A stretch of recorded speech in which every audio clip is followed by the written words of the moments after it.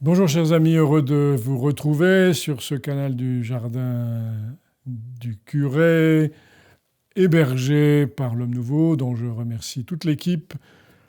Nous nous retrouvons donc pour cette chronique de l'histoire de l'Église. Je vous invite aujourd'hui, nous allons parler de la fin de la persécution et nous allons parler d'un personnage essentiel pour l'histoire de l'Église, à savoir l'empereur Constantin. Mais avant de le faire, voilà, je me permets de vous recommander, si cette émission vous plaît, de faire le nécessaire avec le petit pouce, éventuellement, évidemment aussi de partager.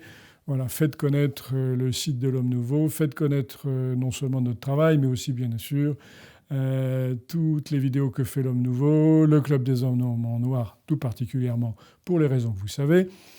Voilà, n'hésitez pas, vous savez que la presse catholique peine dans ces temps difficiles, elle a besoin de notre soutien et voilà, nous comptons sur vous, y compris sur Internet, bien sûr. Alors, de quoi allons-nous parler aujourd'hui ? Je vous ai annoncé donc que nous allions parler de Constantin. Pour faire le raccord avec ce que nous avions évoqué auparavant, bien sûr, il y a derrière nous toute l'histoire des martyrs. Nous avions été jusqu'au moment de la paix de l'Église. Je rappelle qu'ainsi que le raconte l'écrivain chrétien Lactance, le 30 avril 311, alors qu'il déambule dans les rues de la ville de Nicomédie, il voit affiché, selon l'usage, sur un mur, un édit de l'empereur, et cet édit de l'empereur Galère, met fin à la persécution. Désormais, il y a une réforme du droit romain. On ne persécutera plus les chrétiens. Derrière cet édit, évidemment, il y a un constat d'échec, échec de cette persécution, qui s'explique aussi par un certain nombre de raisons, dont la plus profonde, évidemment, et nous le comprenons assez facilement, est tout simplement la fécondité du sang versé par tous ceux qui sont restés fidèles à la foi, malgré la mort, malgré la prison, malgré les tortures. Et comme l'avait dit Tertullien, le sang des martyrs est une semence de chrétiens. C'est devenu une banalité, mais pourtant, quelle réalité profonde, et qui nous ramène à toutes les époques de l'Église d'ailleurs. Car c'est dans la foi, dans l'épreuve et dans le sacrifice que nous accompagnons le Christ dans sa passion pour entrer dans sa résurrection. C'est la première et la raison, je dirais, fondamentale, théologique, eschatologique. La deuxième est plus pragmatique, ça n'étonnera pas de la part des Romains et de la part des empereurs, c'est que la persécution ne sert à rien. Non seulement l'Église ne disparaît pas, non seulement les chrétiens ne renoncent pas à leur foi, mais ils continuent à se multiplier dans l'Empire. Ils sont présents partout. Il ne sert donc à rien de les persécuter. Le persécuteur se rend compte que ces mesures sont contre-productives. Et puis, dernière chose, je pense aussi, et un certain nombre d'historiens l'ont raconté, l'ont expliqué, l'ont analysé, il semble aussi que le caractère éminemment sanglant et injuste des dernières persécutions ait exaspéré, y compris les païens, les citoyens romains, et porter à atteinte à un autre des fondements de la romanité, à savoir l'ordre. Le désordre, plus grand que l'ordre, le respect de la paix publique, la paix romaine, était plus important aux yeux des citoyens et que tout ça amenait bien des complications, bien des disputes et bien des horreurs. Bref, en cette année 311, la persécution s'arrête. L'artisan de cet arrêt de la persécution, nous connaissons son nom, bien sûr, c'est celui qui n'est pas encore l'empereur, qui est un général rebelle, et il s'appelle Constantin.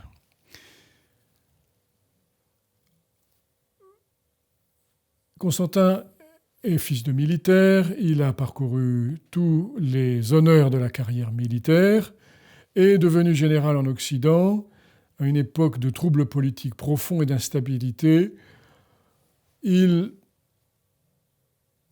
alors par la voix de ses soldats, manipulés par lui, peu importe, il a l'ambition d'atteindre au sommet de la carrière et de devenir empereur lui-même.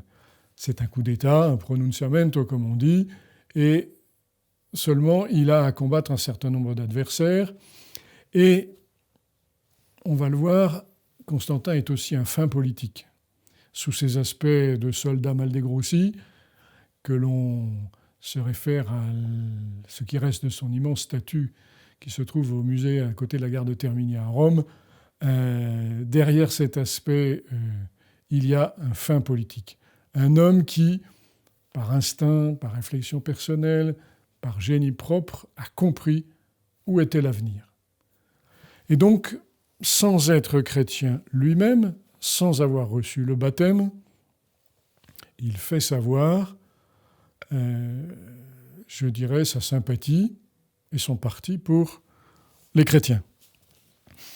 Et sa décision va prendre d'autant plus d'importance qu'il va triompher militairement. Nous retiendrons la date du 28 octobre 312, la bataille du Ponte Milvio, donc qui est le pont qui franchit le Tibre au nord de Rome, qui va lui permettre de prendre la ville. Et ce jour-là, depuis quelque temps, Constantin avait fait inscrire sur le bouclier de ses soldats un signe mystérieux, jusque-là encore jamais utilisé, en signe de reconnaissance, le mélange de la lettre R et de la lettre X en grec, qui sont pour nous l'allusion au nom de Jésus, le Christ. Quel était exactement l'état d'esprit de Constantin? On n'en sait rien, au fond. Ce que l'on sait, c'est que les grands généraux, les grands personnages avaient l'habitude d'avoir leur propre religion, leur propre culte personnel, leur propre dieu favori. Donc il n'était pas surprenant que Constantin fasse des choix religieux, surtout en ce début du IVe siècle, un peu particuliers. Ensuite, alors là ça intéresse la suite de l'histoire de l'Église, il prétendra, ou la rumeur publique lui attribuera, ou l'Église, trop contente de trouver sa liberté, répandra la légende d'une vision. Constantin, avant la bataille, dans un songe, là on entre dans la zone du mélange du mythe et de l'histoire, aurait vu inscrit dans le ciel au-dessus de Rome, avec le fameux signe qu'il fait inscrire sur les boucliers de ses soldats, cette phrase latine « In hoc signo vinces » « Par ce signe, tu vaincras ». Mythe ou réalité, peu importe, ce qui compte, c'est que cette victoire militaire va entraîner l'Occident dans la fin de la persécution. Plus encore, quelques années plus tard, Constantin prendra définitivement le pouvoir, vers 324, et deviendra l'unique empereur.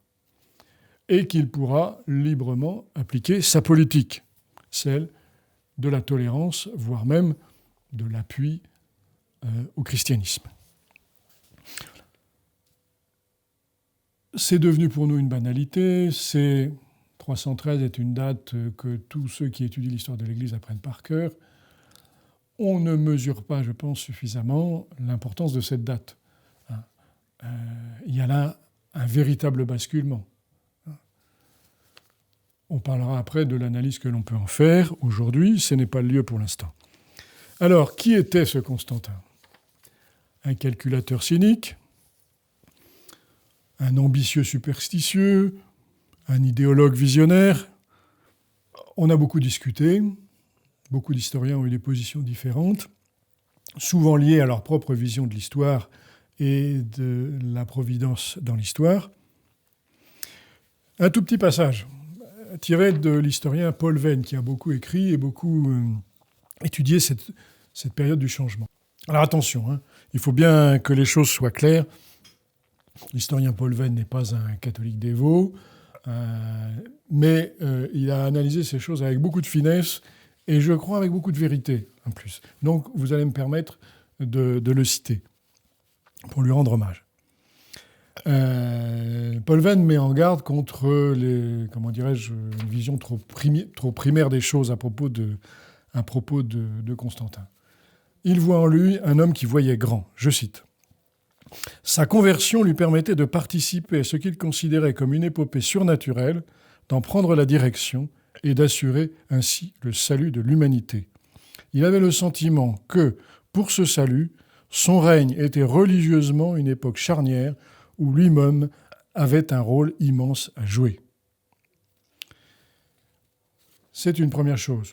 On peut ne pas partager le point de vue de Paul Venn, mais il nous donne un argument qui me paraît très intéressant, avec beaucoup de finesse. Constantin a une foi épaisse, mais bonne, et une chose le prouve.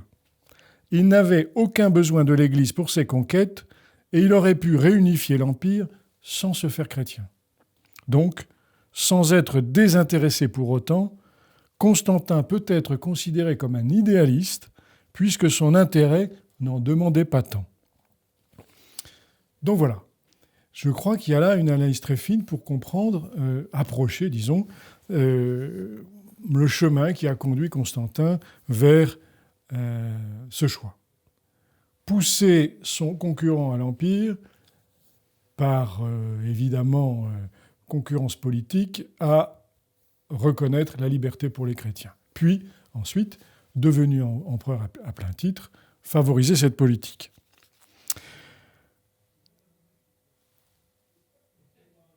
Une chose cependant que nous devons noter tout de suite et qui va nous permettre d'aller vers notre conclusion petit à petit, on constate bien que Constantin n'a pas fait ça seulement de manière superficielle en disant, par motif électoraliste, pour employer un vocabulaire du moment, je me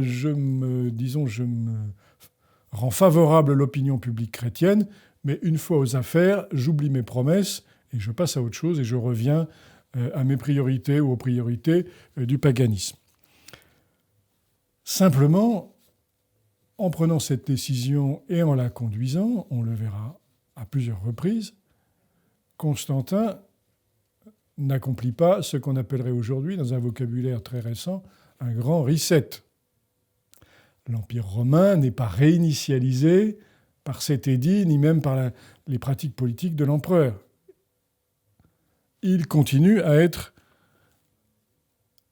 l'Empire romain, dont la majorité des citoyens restent des païens. Et donc, si Constantin s'abstient de pratiquer les cultes païens liés à sa fonction impériale, il ne persécute pas les païens. Par pragmatisme, par bon sens, par sens politique, par prudence, le maître mot de l'Empire reste d'abord et avant tout l'ordre public, la paix. Et donc, Constantin ne dévoile pas ses projets à long terme, il obtient l'adhésion de tous les citoyens, sans difficulté. Il ne renforce pas le paganisme en le mobilisant contre ceux qui auraient pris le pouvoir contre lui. Et même si Constantin n'est pas un chrétien modèle, même s'il ne recevra le baptême que sur son lit de mort de la part d'un évêque hérétique, peu importe, il va continuer sur sa lancée. Voilà donc une politique habile, voilà donc un comportement qui va permettre à cette politique de se prolonger. Néanmoins, n'oublions pas non plus que, d'une certaine façon, comment peut-on dire les choses ? La conception, alors ça c'est dans un langage moderne, du politique et du religieux, qui était celle des Romains, ne change pas. À savoir que, de la même façon que les autorités se sentaient responsables de la vie religieuse, parce que ciment de la paix publique, ciment de l'unité de la cité, Constantin va continuer à pratiquer cette politique. Simplement, elle deviendra chrétienne. C'est ce qui explique à nos yeux, et nous avons beaucoup de mal à le comprendre par anachronisme, c'est-à-dire par difficulté à nous mettre dans la peau des gens du début du IVe siècle, que Constantin va se considérer comme responsable de la vie de l'Église, qu'il va, nous dirions aujourd'hui, s'immiscer dans les affaires internes de l'Église. Il n'y a pas de séparation entre le politique et le religieux à ses yeux. L'État est le garant de la bonne marche des affaires religieuses parce que l'État s'y retrouve dans la mesure où l'unité du corps social favorise la paix, tranquillise l'empereur et donc bénéficie à tout le monde. Ce qui va expliquer que plus tard, Constantin, nous le verrons peut-être dans une prochaine saison, sera l'instigateur du premier grand concile œcuménique. Et de leur côté, les autorités chrétiennes considèrent que d'une certaine façon, elles se sont substituées aux autorités religieuses de l'ancienne religion et qu'elles en assument les charges. Non pas le culte, mais les charges et la relation privilégiée avec l'autorité. Ce qui, à nos yeux, évidemment, et vu du point de vue du XXIe siècle, nous semble d'une confusion absolue. Simplement, ce qui nous intéresse, c'est de comprendre comment les choses se passent. Désormais, le christianisme est, vous vous rappelez, nous en avons parlé, la religio licita, la religion licite, et l'on accorde un statut juridique secondaire aux religions païennes.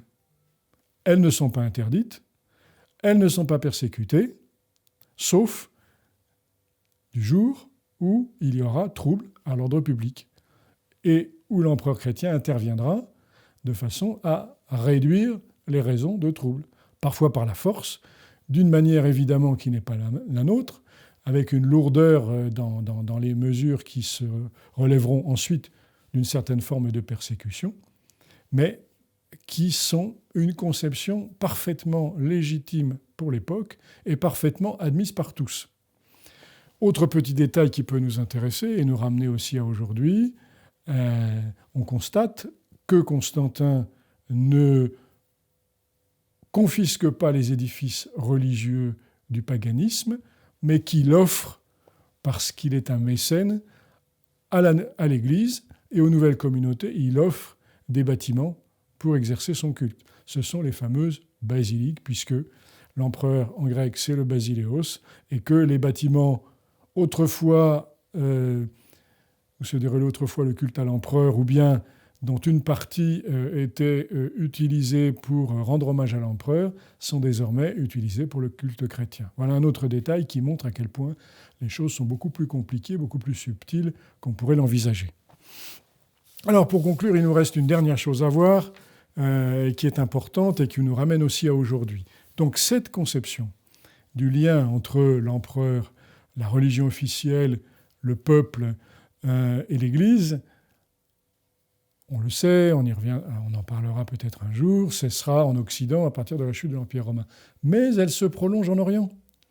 Elle est et elle reste jusqu'à la chute de Constantinople, celle de l'empire de Byzance. C'est cette même conception d'un empereur, d'un chef de gouvernement, d'un prince qui a quelque chose à voir dans l'Église même et dans sa hiérarchie. Constantin s'appellera lui-même l'évêque du dehors. C'est ainsi, grosso modo, évidemment, je résume et je simplifie, la manière dont se comportaient et se voyaient les empereurs byzantins. Mais ce qu'il faut savoir, c'est que cette conception se transmet à toutes les églises orientales, y compris, bien sûr, aujourd'hui, avec les nuances, les changements et tout ce que vous voulez, dans l'église russe, par exemple, ou dans toutes les églises que l'on appelle autocéphales, où l'église est liée à une nation et à son prince. Alors le prince peut être un président de la République, le prince peut être un empereur, peut être un tsar, peut être toute forme de pouvoir, mais il n'empêche que sa place reste dans la continuité de celle de Constantin. Ce qui explique à la fois notre dépaysement à nous occidentaux et une manière de voir et de conduire les affaires publiques et ecclésiastiques qui nous déroute, qu'il faut comprendre avant de juger ou même de condamner. Voilà. Et donc, je conclus sur, évidemment, ce qui s'est passé en Occident depuis, à savoir que, à toutes les générations, il s'est trouvé de nombreux chrétiens pour condamner cette mondanisation de l'Église, pour condamner cette reddition au pouvoir humain, au pouvoir temporel. Hein, on appelle ça le césaropapisme, on appelle ça le constitutionnalisme. Bon, vous couperez là aussi. Quel que soit le nom qu'on donne à la chose, donc, je coupe. On appelle ça le césaropapisme, on appelle ça l'union du trône et de l'autel, peu importe. Et à toutes les générations, il s'est trouvé des chrétiens pour remettre en cause cette conception des choses et estimer qu'il ne peut y avoir de lien avec le pouvoir temporel sans compromission. Et je crois que c'est profondément une erreur, parce que c'est un simplisme qui ne rend pas justice à la phrase de l'Évangile « rendrez à César ce qui est à César », ni même à la tradition de l'Église. Constantin, ce qu'il a fait pour l'Église, ce temps, sont une réalité de notre histoire. Il faut l'admettre, et il n'y a pas eu de trahison de l'Église, de sa hiérarchie, à cette époque-là.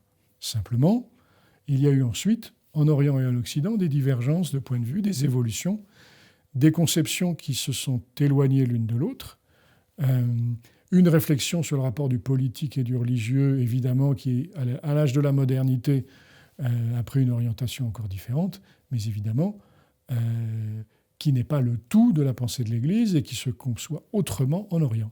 Et c'est important non seulement de le savoir, mais d'éclairer notre propre réflexion entre le rapport du temporel et du spirituel à la lumière de cette tradition, à la lumière de cette histoire. Sinon, on s'interdit de comprendre, on s'enferme dans un certain nombre, et on fait de l'anachronisme, qui est évidemment le péché principal en histoire. Voilà, j'espère que j'ai été à peu près clair. Je pense que la suite de l'histoire de l'Église, si nous la parcourons ensemble, nous amènera à revenir sur ces grandes questions, mais retenons cela. Et éclairons notre réflexion d'aujourd'hui à la lumière de ce qui s'est passé en ce début du IVe siècle. Merci de votre écoute. Nous attendons vos réactions, vos questions ou vos objections. Et je vous dis à très bientôt. Merci.